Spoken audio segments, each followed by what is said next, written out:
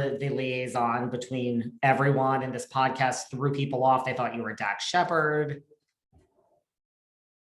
Yeah.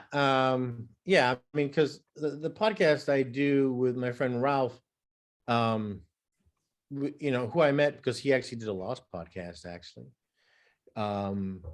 It just kind of like flies on the radar. We're just kind of, just this is some stuff we like to talk about, and just kind of decided to record it and put it out there and see if anyone's interested. Why did you choose the Cyclops as your representation? Well, they presented the Cyclops to me, and I love monsters. I love that it was a monster, and it had one eye, and it just kind of reminded me of the legacy of these furry one-eyed monsters that have been on the show in the past, that I was like, oh, I think I want to be part of that group.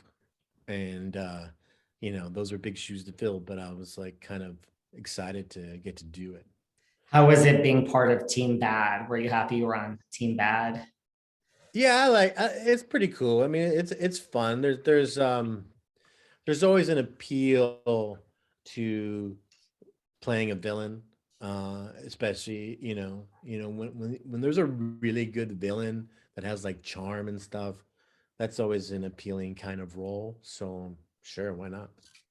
Now, I know you said that the costume and it was like the soul patch was what you were looking out of. I mean, we're in the 7th season. We've heard so many things, but here you are. Is it really that? What is it like in this costume? Is it really hard to see? Is it really as hot as everyone says it is?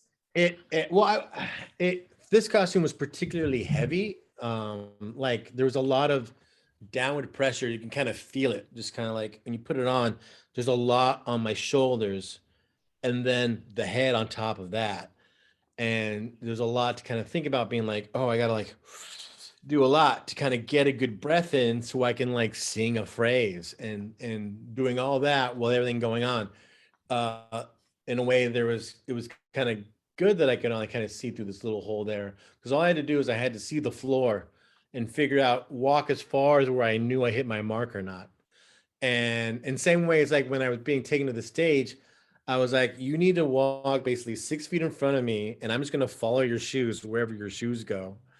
And that was an interesting challenge. There's just this kind of like sense of almost like you're singing with a safe on your head. It's kind of interesting, but sometimes you could also, in a sense, lose yourself in the solitude of it and try and close your eyes to just kind of, deliver parts of a song as well. How nerve-wracking is that though? Like you said, like you get the gig, here you are, and then like, you actually wait, people are watching, a lot of people, and you have to sing on national live TV. Yeah, well, it definitely was like realizing as it got closer that there's a lot more stuff to think about than just singing a song. I definitely have a lot more respect for, future, contestants on the show, especially ones that have the bulkier costumes. You said you heard from all your friends, were people shocked that, Hugo Reyes from Lost can sing? I know you've sang with Weezer in the past, but I mean, you sang well. I think the people who know me know I can deliver a song all right. It was more just a surprise that I was able to want to keep it a secret, and shooting it, that like knowing that people who are I interact with on a regular basis, realizing that I was able to even like kind of like keep a secret as to when I was off and shooting it, and then versus when I was home and stuff. That was really what the big surprises were. And now it's interesting because now that I've been revealed, other friends who don't watch the show are hearing about it because people are texting them, asking them if they knew or how they just saw me. And when they go back and watch the clips, they're like super confident that they would have guessed me. But some of my closest friends were the ones that watched it, I've actually sung with, who actually know what my singing voice sounds like, and knows basically all about my life, and they couldn't guess it watching this show. Interesting. Yeah, it's so easy. Like afterwards, I'm like, okay, I watched every episode of Lost. There's a lottery ticket, there's a comic book. Obviously, this is Jorge Garcia. So obvious. Yeah, yeah. Were there any Hawaii 5-0 clues in there? Well, there was the Honu, the like a sea Uh, turtle, Hawaiian sea turtle was in there, and that's right. yeah. Now, listen, we're in our seventh season. We've heard so many of the great American songbook classics sung on this show. But in preparing for this sit down, you and I are around the same age. So I have to say, Flashdance, what a feeling.